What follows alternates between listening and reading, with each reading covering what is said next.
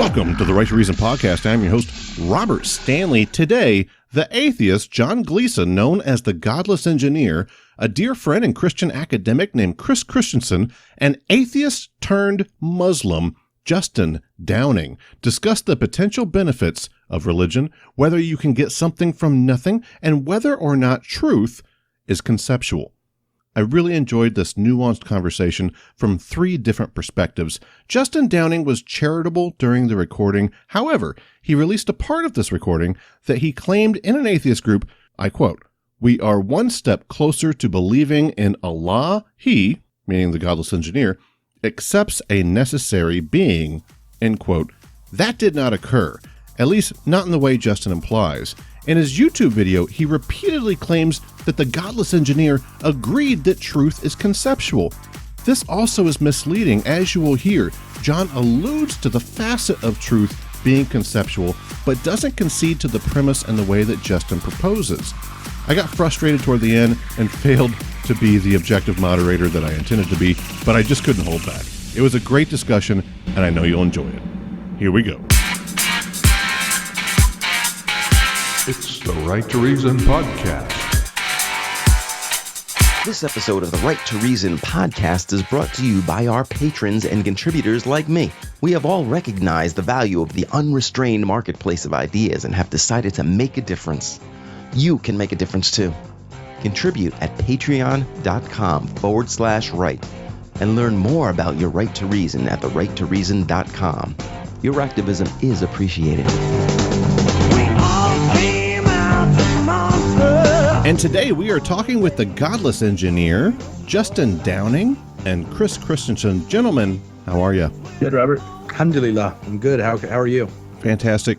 Justin, you have a podcast that's called AE that used to stand for, or EA, was it? EA, yeah. That stood for something about atheism, but now you are a Muslim. That is correct. It originally stood for Empathetic Atheist, to where I started a YouTube channel to normalize atheism and to have good philosophical discussions with other people that held specific beliefs on and figure out what they believe and why they believe it. Over a certain period of time, being open-minded, I was convinced that Islam was true. Took my Shahada, became a Muslim, and the EA is now EA Dawa, and it stands for Essential Aqidah. EA Dawah, that sounds like a rap album. Dawah. Dawa, D-A-W-A-H. So it basically just is an Arabic word for giving the truth of Islam to non-Muslims. So in a Christian world, it would be evangelizing. John Gleason, you are the Godless Engineer. I'm guessing you're pretty taken back by the fact that one of your fellow atheists, like Justin, would become a Muslim. Maybe I wouldn't say taken aback by it. I am. I'll be honest, I am. I mean, I'm totally fine with people, believing with whatever they believe, as long as, as long as everybody carefully considers their position, which it sounds like. Is okay if I call you Justin? That's fine. Yeah. Okay. As long as Justin carefully considered his position and what he believed, and he came to his conclusion on his own, I'm perfectly fine with that. So it doesn't really bother me if people move in and out of any position. Now I am thoroughly confused just because I know what it would take to convince me. And so far, all of the arguments and quote unquote evidence that's been provided just really doesn't seem convincing. It's crazy, right? But it's freaking crazy to me. I'm sorry. Go ahead. It's just, I don't know. I'm always very interested to know, why people believe what they believe and what convinced them, and, why these particular arguments make sense. Because, I constantly misunderstand things. I don't know. Sometimes I just simply don't know, or I'm missing something. And so that's why I'm always very up for a conversation about arguments for God, or reasons why people believe in God, or anything like that. Absolutely. And Justin's been on the podcast before. I can attest, the guy's a logical motherfucker. He really is. He challenged me, but John's been on the podcast before. Another valuable member of our podcast guests, is Chris Christensen. You actually teach about Christian philosophy, and I think you have, where are you at right now? You're in a master's, but I've been trying to get you to go all the way to doctorate. Is that right? Yeah. You got to do it. You got to do it. I just don't really want to go for another 4 years of school right away. It's a commitment. I don't teach philosophy, though. I teach a course called Christianity and Culture. So not quite philosophy, but just looking at Christianity in relation to other worldviews about ethical and cultural issues, just looking at what the church has done in history, what it's done well, what it hasn't done so great, that sort of thing. Sure. So, just start us off, Chris. You're the academic here. Justin and John, they're the famous dudes. They're big YouTube celebrities, both of them. I'm embarrassing them, but they are. I don't know about famous, but yeah. See what I mean. See what I mean. But no, like a lot of people listen to you two guys. A lot of people. Chris has like students that listen to him, right? He's over there writing textbooks. But Chris, start us off. Do you have any objection to Islam or atheism that you'd like to start us off? And honestly, guys, I'm going to try to stay in the background. I'm going to try to get out of your way and just let you guys talk, because what my whole idea is, if we have a Muslim, a Christian, and an atheist, we've got a really great conversation. And you guys are three people that I have a lot of respect for, and that I would listen to any one of you on your own, but all three of you together, goddamn. Sorry for goddamn to the two Christian guys, or the two believers, but you know what I mean. I'm just saying, like, that's goal. Anyway, Chris, start us off. What's your take on Islam, atheism, etc.? So, I mean, I obviously probably have more in common with Islam than atheism. Both Okay. Justin and I believe in one God. We believe that he's a creator. We both believe in a person called Jesus. We have very different beliefs about that person named Jesus. And just speaking about, one of the objections to Islam is that I think there's good reason to think that that Jesus was crucified. And from what I understand of the Quran, it denies that he was crucified. So that's probably a big problem I have there. Objection with atheism, I guess, obviously, is that I think there's good reason to believe that God exists. My experience has been the opposite of John's, that I do find the evidence convincing, and I realize that's kind of subjective on both of our sides, what we find convincing and what we don't. So that's why I'm always willing to talk about it and hear people's objections, and I read lots of literature by people on both sides of the debate just to see, okay, what are both sides saying and who's got the better arguments. Fair enough. Justin, forgive me, due to your new acceptance of your new faith, you've changed your name. What was it again? You already said it and I forgot it. I'm sorry. So my name is Khalil, or Khalilullah, which just means Arabic for friend of God. Khalil, Chris brought up that the problem with Islam is that you reject the resurrection of Christ and or crucifixion, perhaps. If you don't mind responding to that or any other facet of Christianity that you have an issue with, and then if the Godless engineer doesn't mind following that up thereafter. Yeah. So basically, my issue with the Christian faith does have to do with the resurrection, but it has to do with three specific hinge pins of Christianity, which would be the Trinity. If you are a Trinitarian, there are Unitarian Christians, but the vast majority of them are Trinitarian of some sense. And then there's also the incarnation, where Jesus Christ becomes man, fully God and fully man, or truly God and truly man, according to the Council of Chalcedon. And then the atonement, there's also issues within the atonement, and that's kind of problems that spill over from both the Trinity and the incarnation that don't seem to be consistent with someone who is truly man and truly God, dying for our sins and becoming this depending on what theory of atonement you hold to, most of the time penal substitutionary atonement. I find logical complications and contradictions within all of these views meshed together and simultaneously individualized. But what I do is I go from a different angle, and I don't argue scripture. I just grant everything that the Christian thinks that the Bible is saying, and then just ask epistemological questions about the nature of their belief and see if there's any internal contradictions within those beliefs. I think that's a fine way to, go about figuring out, what the truth of reality. I think that fundamentally the difference here is just, what convinces us. And while Justin and Chris have been convinced by the religious arguments for God. I just simply haven't been convinced. I find them a lot of times to either make logical leaps, which would be jumping to a conclusion without substantial evidence that warrants that conclusion. I think that a lot of it has to do with faith. Like you have to have faith that God is real, or you just have to. Like you've got to, one thing that a lot of people say is you got to believe in him in order for God to show himself to you. And so, I don't know. I find all of the arguments to be very unconvincing. And so typically I just wait for somebody to bring up a specific argument for God in order for me to respond, because I really don't, I'm not putting forth any kind of positive claim here. I'm just simply unconvinced.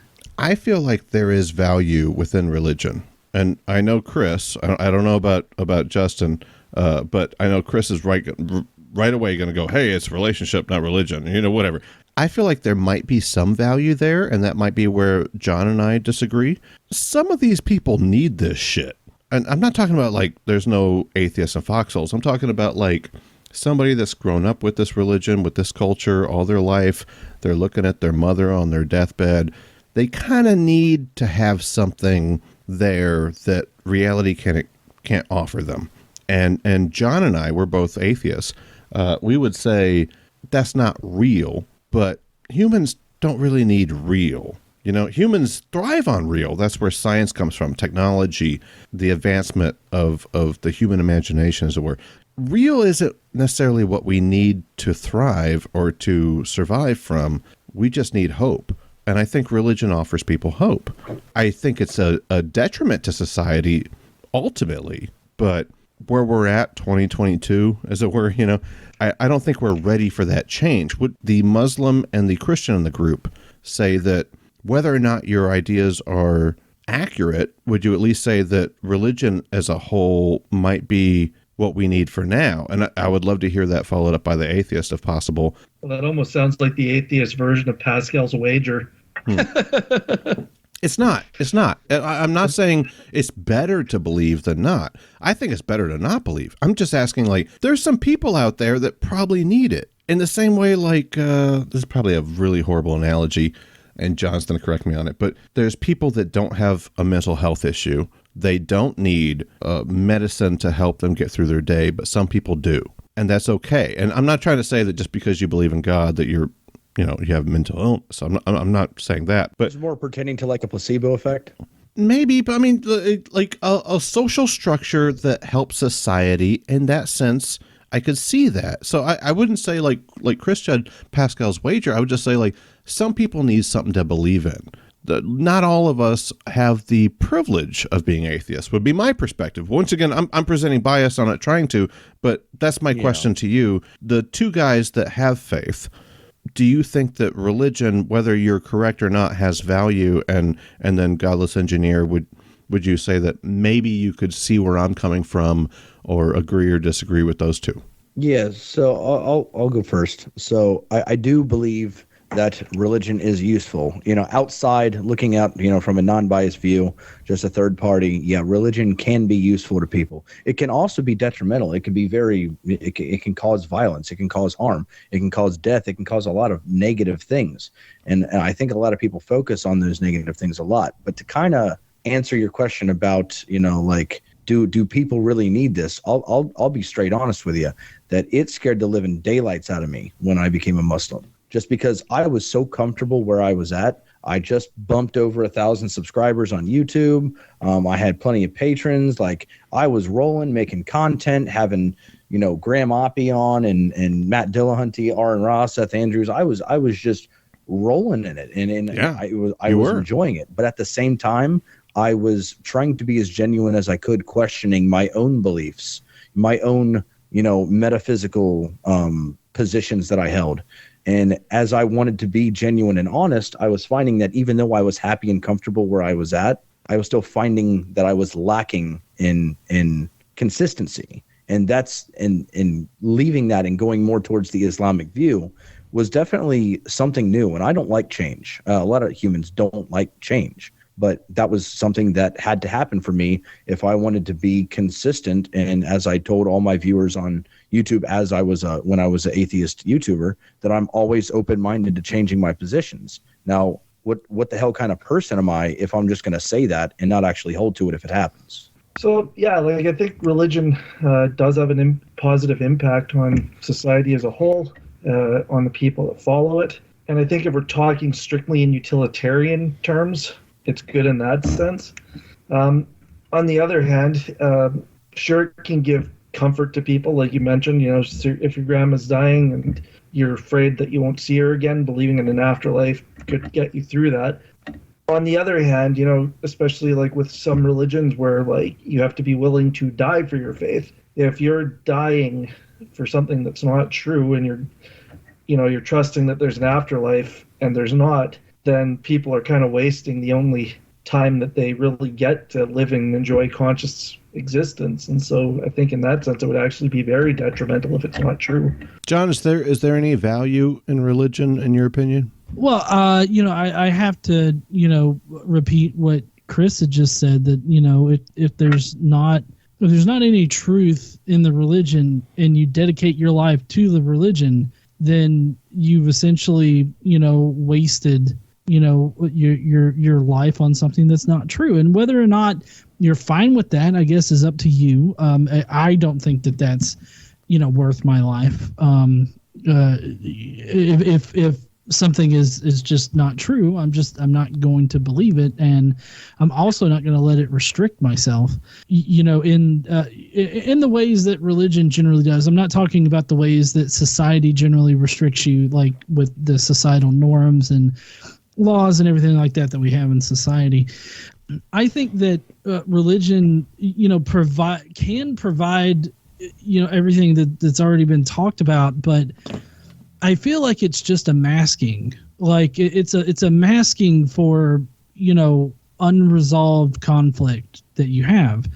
And I think that the only way that you can really resolve it is by really getting help and not like appealing to a religion or something like that. Like just actually getting like either psychological help or, in whatever form that might be. It might just be therapy.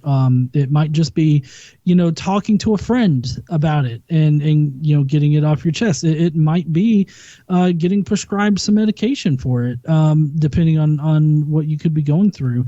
But I feel like just, appealing to religion in those times when you need hope instead of, actually resolving whatever issues you have, I think ultimately over time are a detriment. You may not perceive them to be a detriment, but I feel like I feel like what it seems to me to be ignoring the problem and just going with the easy answer is not actually resolving it, and that can only result in like not necessarily bad quality of life, but it can definitely result in prolonged suffering, I guess, in that sense. So right. I don't think that I personally don't think that religion provides anything special, unique, or anything like that you can't get from other sources that actually help you rather than provide you with an easy answer. John, I'll tell you, I have a problem with my atheist worldview, if we're going to call it that, which I know you and I would both, if we heard, some random Christian accuse us of that, or, a believer, we'd be like, it's not a worldview, if we can be colloquial for a second.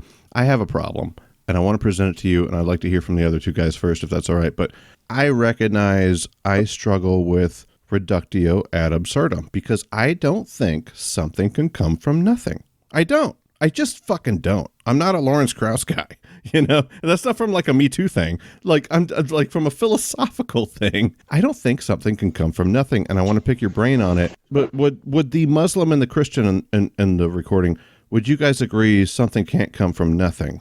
Absolutely. Yeah, I think that a lot of times that claim is made thinking that theism has to do with something coming from nothing, but necessarily one of the arguments that I use to argue for the existence of a God would be some type of necessary causal principle that's the foundation for all existence, something that all contingent objects are predicated on. So I would say that something cannot come from nothing, but something that's necessary and has no arbitrary limitations, is unlimited, can cause something into existence. Chris, do you agree with your Muslim comrade there?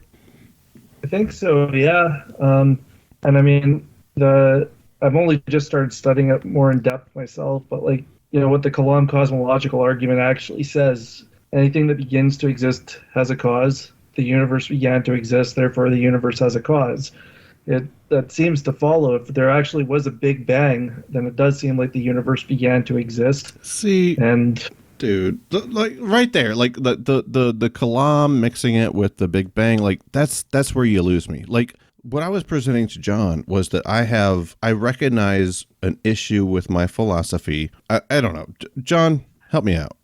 Well, I feel like people are mixing up the terminology here, because like, okay, the only things that claim that something can come from nothing is religion, because in religion all you add in there is just this conscious being that causes something to come from nothing. But is that conscious being something? Well, I mean, I guess so. I mean, I'm not religious, so I mean, but I'm just saying, like, through an internal critique, if that conscious being is something, then it's not something coming from nothing. It's something coming from something. So I mean, God, at least, and now Justin, I'm somewhat familiar with Islam, because I know like the Old Testament really well, and I'm not exactly sure how it deviates in Islam from just the general Old Testament. I know that it does, but quite a bit. yeah. But in from what I understand, you know,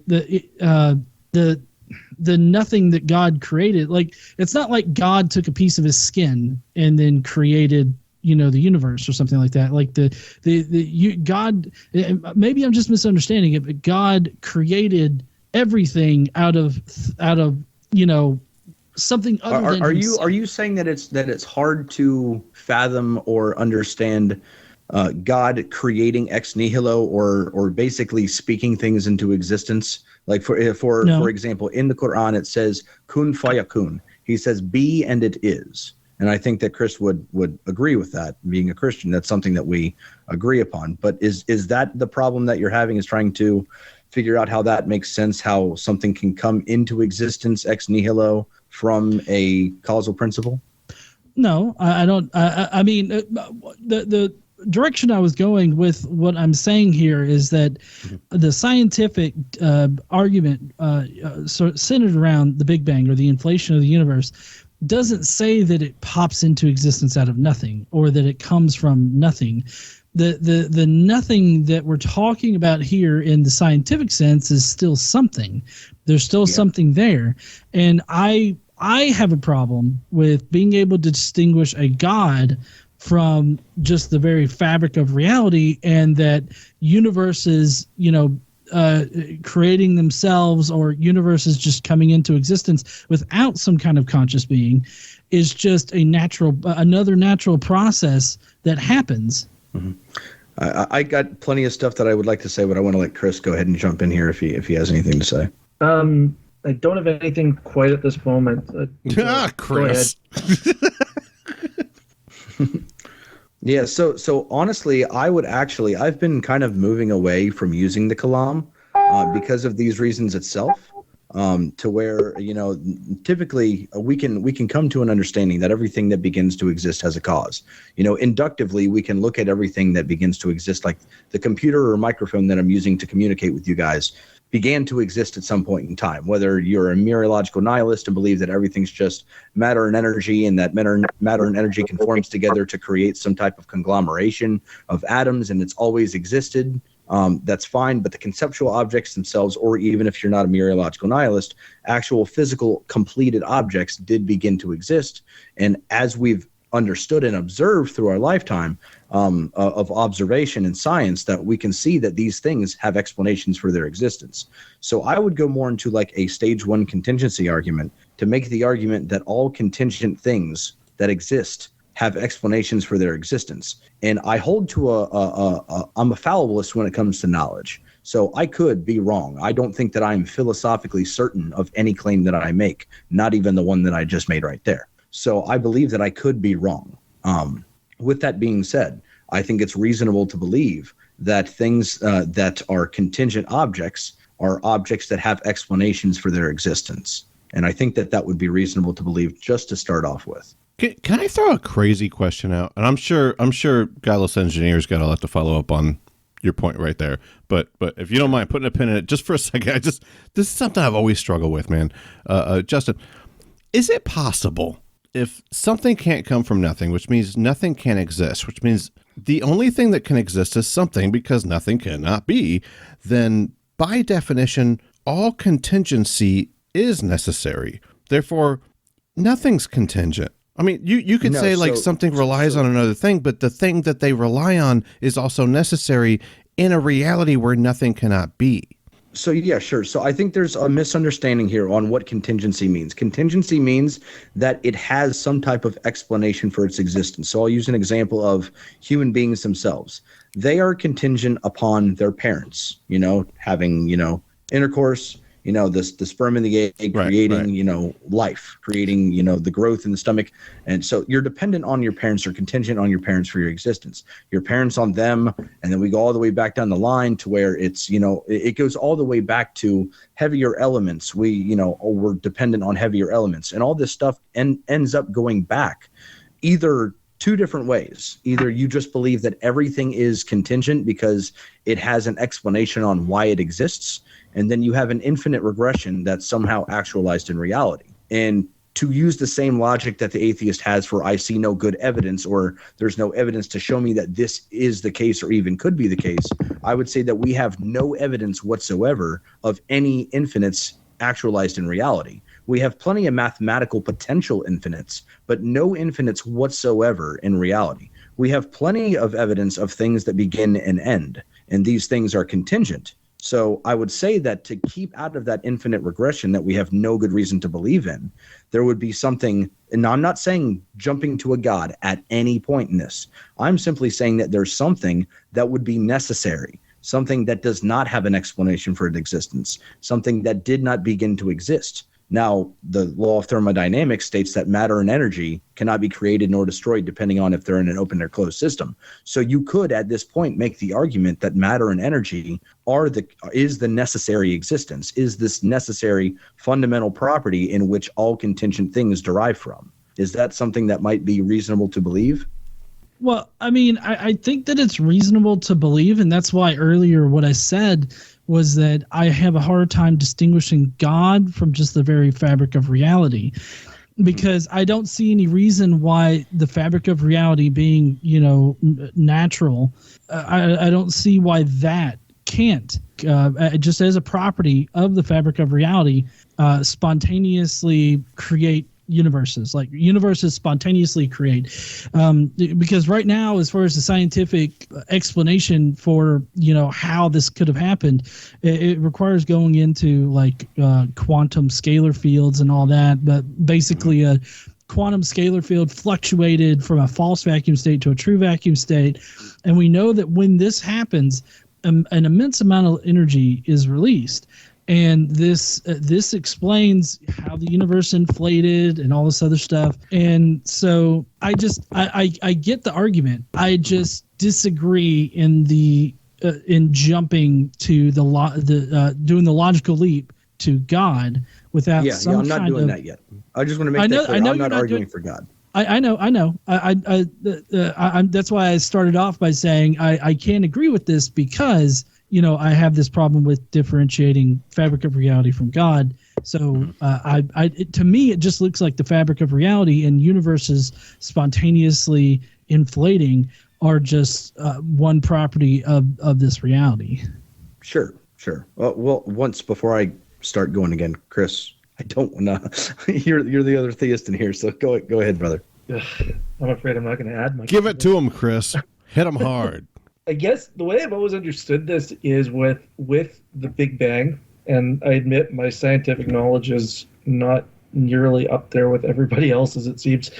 that with the Big Bang, the fabric of reality was also what came into existence. It wasn't something that's always existed itself. It's what we're talking about. And so if that came into existence, and God was the one that we created, that's what puts him outside of it. Would you say, we're talking theory here, and this is what you specialize in, would you say that the laws of logic existed, let's say, in tandem with, before, or with God in some way? Or would you say that God created the laws of logic? That's an interesting question. I hadn't really thought about that. I guess if they have always existed, I would argue that they've always existed in his mind. That's the form that they've taken. All right, so like his essence, as it were. Essentially, yeah. And then, it's like the moral laws that we have. Like when he created it, he imparted those, like the logical laws. So you remember the Euthyphro dilemma? Yes. Yeah. I'm sure you prepare your students for this sort of apologetic very often. Morals come from God, or morals are morals that God submits to, right? More or less. And I feel like laws of logic are similar in that sense. And I think that maybe that's something, when we're talking about something coming from nothing, that John and Justin are kind of tapping into. If I could jump in on that real quick. So sure. I believe that the laws of logic are necessary for us to even communicate about God prior to creation. Okay. And I use prior to creation very loosely because it's kind of one of the only ways that we can use the English language to really try and describe it. So I hold very unorthodox views, even in Islam, because I believe that God exists within time, and I believe that God changes, which is very heretical to a lot of different views. But I would say for us to even be able to say God existed, we now have identity. Identity is A equals A. Now, if we're going to say that God existed, that would obviously mean that you understand that I mean God could not be God and also not God. And that if I say God existed, that it would be true that God exists. So it seems fundamental and necessary to say that the laws of logic are actually part of God's ontology. That God actually, part of his fundamental nature is the laws of logic. And that's why these things are called necessary truths. Well, can I repeat something back to you to see if I understood what you said? Sure, go ahead. Basically, in order to contemplate whether God exists, that necessarily means God exists? To even communicate at all, or to have any kind of understanding of anything, you need the laws of logic. These things are axiomatically presupposed by every human being universally to even think a thought or speak a sentence. I mean, I don't think that you have to know. I don't think that you have to know like the laws of logic in order to communicate. Like for instance, you have multiple animals in the animal kingdom that communicate with each other all the time. Maybe not necessarily through words and like constructed language, but they still communicate with each other. Do they know that certain sounds that they make mean certain things and not other things? I mean, I think instinctually they know they probably know those things. Like they Sure. know what it sounds like to be, if another animal of the species is in trouble, they would recognize the scream or whatnot. Exactly. So Yeah. I mean. So it seems like those sounds that they're making are their own way of communicating with each other. And those sounds that they make, they know that those sounds are those sounds. And they know that the meanings of those sounds could not be the meaning and also not that meaning.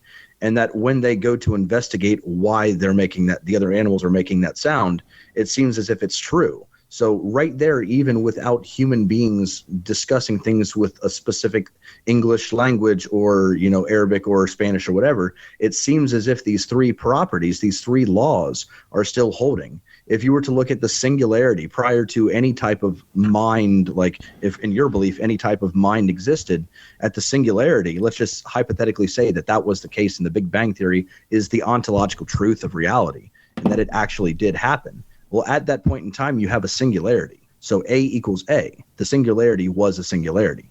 The singularity was not a singularity and also not a singularity. That means that holds to the law of non-contradiction, and that it was true that it was a singularity. The law of exclusion. Yeah, but I feel like you're being a little bit anachronistic here, because I mean it requires a mind to come up with these logical laws. To ground the truth of these logical laws, and that would actually be the second argument that I would bring up after we get past the stage one contingency argument. It's an argument called the Lord of non-contradiction. I would argue that for any type of truths to exist, there needs to be a mind that grounds those truths, because truths are conceptual. Conceptual objects are necessarily grounded in minds. So for anything to be true prior to human beings existing, there needs to be a mind to ground those truths in. That would be my next argument. I really don't think so, because I feel like this is if a tree falls in a wood, does it still make a sound? Because it obviously still does make a sound. When a tree falls, it still creates pressure waves in the air. I think that yes. Okay. Like the laws of physics don't just go out of the window if there's no human there to experience them. I absolutely agree with you. And what I'm saying is that statement that you make, like if we start off by saying like let's just say that we agree that there's some type of fundamental necessary something, whether that's reality, matter and energy. I think Aaron Ra, when he talked to my Muslim brothers, he ended up at the end of the conversation saying, yeah, that matter and energy, that's the necessary being, that's the necessary existence. To where that was fine. So the contingency argument's good for the stage one. So then what is this necessary being? So we would look at something like the ball is red. And if I say that, if I say the ball is red in Arabic and you say the ball is red in English, that those would be two separate statements because they're in different languages, but they would mean the same thing. Would you agree with that? Yeah. Okay. So if they mean the same thing in philosophy, that meaning is what's called a proposition. And the proposition has truth values that's placed on it. So the proposition is what's called a truth bearer. It's the thing that bears the truth. So the question is, do you believe, John, that truth exists in reality? Yes, I believe that truth exists in reality. Okay. So is this truth, do you think that this truth might be a physical object, or is truth itself a conceptual thing? I mean, for me considering truth, it's conceptual, but I mean, I feel like if there's a ball and it's red, regardless of whether a mind exists, that ball is still going to reflect the red portion of the light spectrum. Regardless of whether or not I'm there to view it or anybody else is there to view it, it's a physical property of the universe that it's going to do that. So regardless of if a mind, if for shits and giggles, say that no God exists, that ball would still reflect the red portion of the light spectrum. Sure. So my question is I don't disagree with you at all from what you said, is that there doesn't need to be something observing it to make sure that it is what it is. But if you say that the ball is red regardless of like human minds, then that's fine. If regardless of a mind looking at it, that's fine. But is it still true? And if you believe that truth exists in reality and that truth is a conceptual thing, well, then concepts are mental things. Mental things are necessarily grounded in minds. So we could look at it two different ways. If we go back to the Big Bang, is it true that the singularity was a singularity? Yes, it was true. So like we've already agreed that truth is a conceptual thing, that concepts are mental things and mental things are grounded in minds, that for there to be any truth at the Big Bang, you would need a mind to ground that truth in. Now, human beings later, we can conceptualize I disagree with that. Well, the only other option you have is that human beings existed later and that we are the ones who create the truth, because then we can look into the past. I don't think so. I think truth exists regardless of whether or not there's a mind to consider the truth. Like there's a truth of reality. Like there are, like, for me to consider some kind of thing that to be either true or false is conceptual, but there is an ultimate truth of reality. And with this ultimate truth of reality, like one ultimate truth would be like the Earth orbits around the sun. Regardless of whether a mind ever existed in this universe, the Earth would still orbit around the sun. So that's something that's true regardless of a mind being present. And I think that's valid, everywhere. Is this truth? Is this a conceptual thing?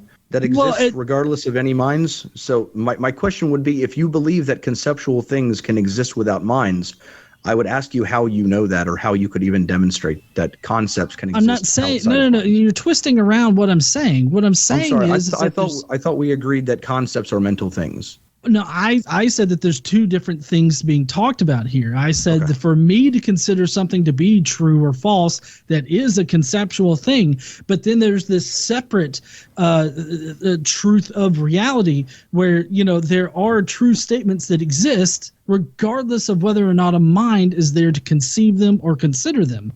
And like with the ball being red, just like I said before, regardless of any mind ever existing, that ball is still going to reflect red light. So this non-conceptual second type of truth that you're talking about, what type of substance does it hold in reality? What type of ontology does it have? I really don't know what you're asking here. I mean, these are just facts of reality. But if the facts are true, then there's truths there. So you said some truths. I think we can agree that some truths are concepts.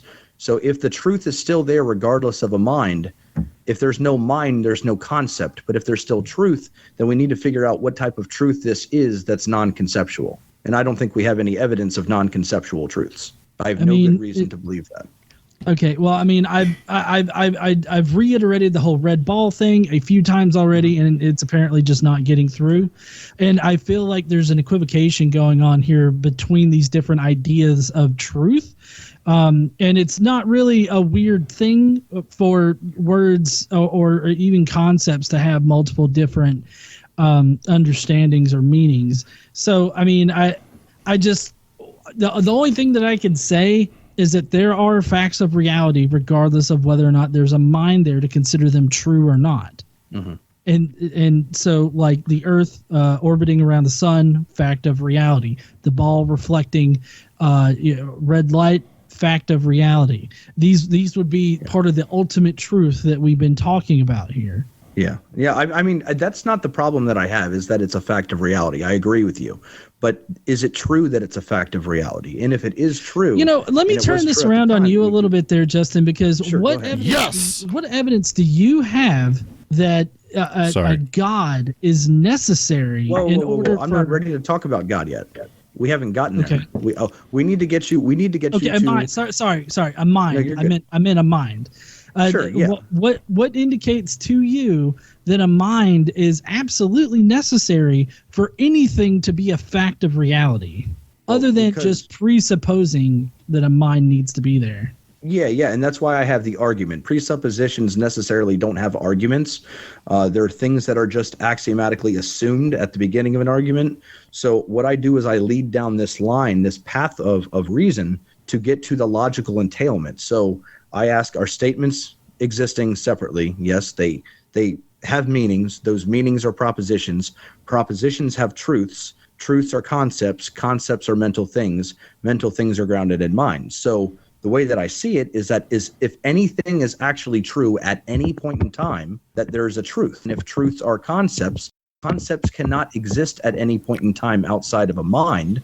So it seems that it logically entails that if anything is ever true, that there's a mind that's necessary for it. Now, you could say that truth did not begin to exist until human beings were able to conceptualize in the past. But then there's no way to make a distinction or differentiate from the actual ontology in somebody's opinion. So facts versus opinions, if they're both just subjective and created by human beings, well, then there's no way to really make a distinction. But if truth existed or was discovered prior to human beings existing, it just seems like the logical entailment of that. Okay. God damn it! I feel like you're arguing for this one understanding of truth being conceptual and needing a mind, and then I'm over here having a different conversation. No, I agree with you, but that's why I asked, if you're going to be talking about this other type of truth, then explain to me what exactly the substance of this other type of truth is. Because I don't think we have any evidence in reality whatsoever of truths not being conceptual. I'm going fucking crazy, guys. I'm going fucking crazy. Chris has been quiet. Okay. Jump in on this right now. Is it possible that truth is also conceptual but also a reality, in the same way that someone would say that water is wet? That's our perspective of the function of water, the same way that our perspective of the function of reality is that which is true or not. And the way we call it true is whether or not it concedes to reality. The whole goddamn idea of what is true exists without our allegiance to it. I'm sorry. Yeah, I'm sorry, Justin. I'm getting worked up. To it. Absolutely. No, I agree with you. It doesn't require a goddamn All right. Well, I mean, then I would have to know what this truth is that you guys are talking about, because this truth seems like this magical thing that is non-conceptual but exists in reality. But truth is not a physical object. Correct. Magical? Two types of. Well, yeah, it seems magical to me because it's not magical. If things are either physical or conceptual, and if truths themselves, if you cannot hand me a physical truth, and you can hand me the object that is true, which there's a distinction between those two things, it seems as if a truth can only be conceptual, unless you can posit some other third category of ontology that's neither conceptual nor physical. And that seems pretty magical to me. I mean, that's not magical. Like, things existing outside of the human condition is not magical. Like, I could, we could point to a rock, and whether or not humans existed, that rock would still be there. So yeah, I guess I just don't understand. I don't understand why you're breaking reality down into such a, what you're doing is you're conflating the object itself with the truth of the object, which there's a distinction between those things. Yes, the rock exists prior to any human being able to observe it or conceptualize of it. It exists. That's the fact of reality. But is it true that it exists? If it is true, then that proposition has a truth value. There's a concept at play at that moment in time that rock existed 200 million years ago. So if that's the case, because it requires a mind. It requires a mind to ask those kinds of questions. But regardless of whether or not a mind exists, that rock or that ball are still going to have the same physical properties. It doesn't matter if there's a mind around to consider, is that ball really reflecting red light, or am I hallucinating? Like, it doesn't require a mind in order for the rock to reflect it.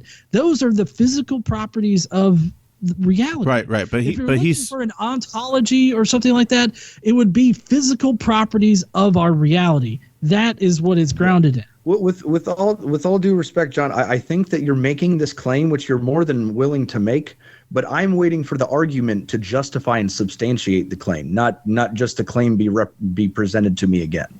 Damn. Okay. Well, I mean, I'm giving you literal examples that show you what I'm talking about, but you just don't want to accept them, and that's fine, I guess. John, that's fine. John, if I can throw something at you, I think, and correct me if I'm wrong, Justin, I think what he's saying is he agrees with your physicalism and your concepts, but he's saying, could something exist that's not conceptual or physical? And I think maybe, Justin, feel me out here. Mm-hmm. All right. And Chris, chime in where you want to. I think we could say, hypothetically, Justin, play ball with me here. Hypothetically, let's say the Nazis won, right? And everybody's a Nazi.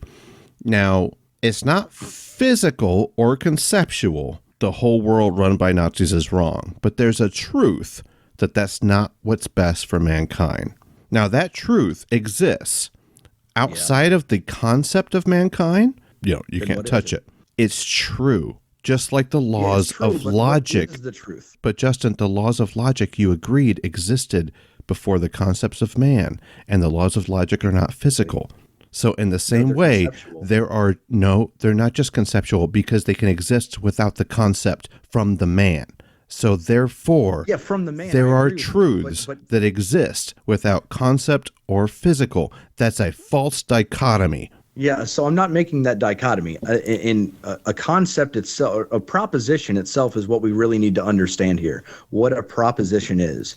So the proposition is the meaning of something. When something exists in reality, there's some type of intentionality to it for it to exist. Not saying that it has a prescribed function or anything like that, but there is some type of intentionality to existence itself. Like, there's a reason why things exist, and I think we can all agree on that. why this microphone exists. Like there's an explanation for its existence. That's conflation. That's conflation. You just mixed reason and intention. There's a reason, but you can't define intention. And I am being a horrible fucking moderator. Sorry. God damn it, Justin, you're fucking good, man. And you got me so angry. I fucking anyway, I just feel like you mixed reason and intention. That was my point, and I shit all over it by laughing. No problem. But I think intentionality has reason behind it. I don't know why we have to make some dichotomy between them. I think that when somebody has intentions or the intent, no, I'm not talking about like moral intentions or anything like that. I'm speaking of intentions as an existentialist, like an existentialist view, that things are intended to exist when they exist. I don't think anybody can argue with that. Like things cannot be not intending to exist when they exist. It's just that seems like a logical contradiction right there. But my strict point is if we're going to say that things are true, and the fact of the matter, before human beings had a way to conceptualize of these things, I'm still trying to figure out what exactly these other types of truths are. And using the null hypothesis that atheists love to use to stand in disbelief until proper evidence is brought to the table, I would say that for any physical object that existed, if it's true and that truth of that object is existent but non-conceptual, I need to know, I need to stand in disbelief for a non-conceptual truth until evidence of a non-conceptual truth is brought to the table for observation. That null hypothesis thing is fucked up for sure. But either way, Chris, give us your take, if you don't mind. Godless Engineer, follow that up. And then, Justin, if you want to close us out. Thank you guys so much. Oh, my God. Everybody can find Godless Engineer. And what was your channel again? I messed it up originally with the acronym. It was EA. Dawa. EA. Dawa. Dawa. All right. DAWAH. Regardless of the pronunciation, you can find all these links in today's show notes. Chris, John, Justin, close us out. Thank you guys so much. I appreciate it. Yeah, well, thanks for having me on, Robert. And yeah, very interesting conversation. The way I've always understood this debate was around, like we talked about at the beginning, can something come from nothing? It doesn't seem like it can. So then what did reality, everything that is our physical universe, what did it come from? And I thought I understood Justin to be saying this, but I wasn't 100% sure, so I didn't want to misrepresent him. But like the way at least from my position, the only two things that I know of that could be a cause for all of physical reality would be abstract objects or a mind. And since abstract objects can't cause anything and they don't cause concepts, then it must be a mind that's coming up with everything. The universe itself, all the concepts that John was talking about that are true within it. And so I guess just to put a bow on it, the reason why Christians would say that mind is God is that whatever mind brought a universe into existence would have to be all-powerful, would have to be intelligent, would have to be immaterial, have to be outside of space-time. And for Christians, at least, that's exactly our concept of God. And that's what seems like good evidence to us when it comes to this whole subject. I mean, I feel like what's been discussed here tonight, as far as the truth discussion goes, is that there are. I feel like there's two different things that we're talking about. One would be the, minds conceiving of truth and actually investigating like what is true about reality. But I feel like that's, what we can do with our own like human condition, like through our own perception, investigating what's true about reality. But I think that there's this other level to it that has absolute truths. I do believe that there is an absolute truth. Like I believe that there is an absolute truth about whether or not God exists. And that absolute truth is based in the physical properties of this universe. These different things that are true regardless of whether or not a God exists. And I think that God would be in that category as well as like the ball that we were talking about or rocks or anything like that. I think that this ultimate truth or absolute truth is based in the physical properties of this reality that we can measure and we can test, just like we do with every other thing. And that's why science is so beneficial to figure out the truth of reality, because it's looking to describe reality. It's looking to describe how reality operates. And I feel like there's a bit of the line between that absolute truth and what we perceive and consider to be true. I feel like that line's being blurred here, and it's being made out like I'm not substantiating my position, but I feel like just the physical properties of this universe as the very basis of our investigation into like what's true and what's not. I feel like that is how we can come to know what this absolute truth is. So yeah, no, for the most part, I agree with everything that John's saying when it comes to observation and physical, objects existing in reality. And is it true that they exist? I agree with everything that he said. My issue is, and it kind of goes back to something that Chris said just a minute ago, is that if this other type of truth that's not conceptual, that is not predicated on a mind grounding that truth, if it's something like something that is abstract, well, abstract objects do not stand in causal relation with anything in reality. So if it's abstract, then the truth would not cause something to be true, which would be quite arbitrary. So at the end of the day, I feel as if the only type of existence is abstract existence, physical existence, or conceptual existence. And if it's obviously not physical and abstract objects do not stand in causal relation, the only pathway you have to go down with what we have observed in reality are conceptual things. And like I've said 100 times already, if conceptual things are mental things and mental things are grounded in minds, at the time of the existence of, for example, the singularity, if it was true right then and there prior to the expansion, that means that a truth existed right there. And a truth is a concept. Concepts are mental. Mental things are grounded in minds. So that's kind of where I push that argument. And that's why I feel respectfully that I haven't got a substantiation on the substance of what this other type of truth is. Now, after that, to try and like close up on what Chris did say, he said, this is why we believe it to be God. My next argument that I would use would be an argument from arbitrary limits, would state that this necessary thing that has a mind would have to be unlimited. If I was to say that the Coke can in front of me is God, then I could ask questions like, why is it not a little bit larger or smaller than what it is right now? There's arbitrary limits placed on this thing, and this necessary thing would be self-sufficient, limitless, non-dependent on anything else, which would mean that it would be limitless in mind, and also, the next part, it would have to be necessarily limitless in will. So now you have a necessary being with a mind that has a will to choose to create everything that exists contingently in this universe. Khalil, the Godless engineer, and Chris Christensen, guys, thank you so much. And this whole conversation, even though I was a horrible moderator, I kept fucking putting my foot in my mouth and stepping in the way. But I feel like I'm closer to the listener in this regard because I was a listener. I learned a lot, that's for sure. And I really want to say I appreciate you, Khalil, and Chris, for talking to me. I know that I can get a bit passionate on this topic, so I appreciate you putting up with me. Yeah, no, and I appreciate it, guys. And Chris, I'm sorry that I hogged up a lot of the mic time. I kept trying to check on you to see if you had anything to say. I really wanted you to chime in there, but no, I appreciate you, John. Like you were an inspiration to me when I was like a little tiny YouTuber. Wow. And I still am a little tiny YouTuber, but you're like an inspiration to me. You had all these followers. You're making these videos and having these debates, and that's what I wanted to do. And obviously we went down different paths. I eventually took a different path than you, but I understand what it feels like to cram in shows and to edit shows and to make thumbnails and all that stuff. So I definitely give you credit for that. Plus being able to put up with me, some guy that went over to the other side that you don't necessarily agree with. I appreciate it. I appreciate you, man.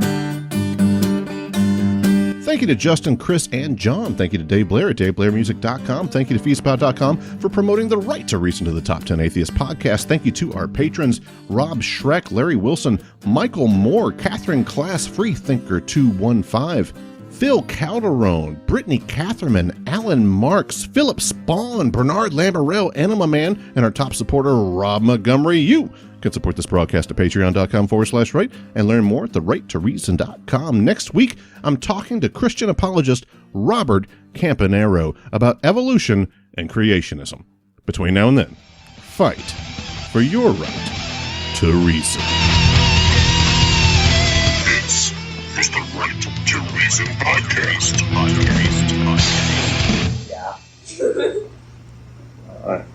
The Stanley Family Band. Here we go.